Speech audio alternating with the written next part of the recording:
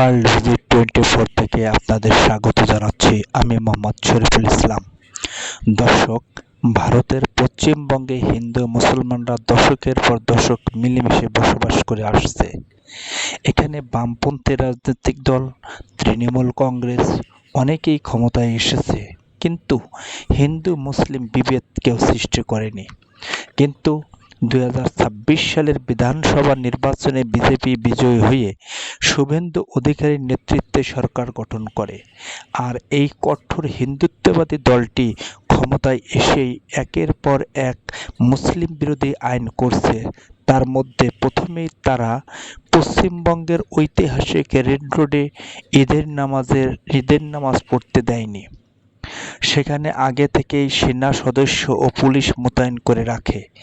Red রোডের পরিবর্তে ঈদের নামাজ পড়ানো হয় ব্রিগেড প্যারেড গ্রাউন্ডে। ঐতিহ্যবাহী এই রেড রোডে 1919 সাল থেকে মুসলমানরা ঈদের নামাজ আদায় করে আসছে।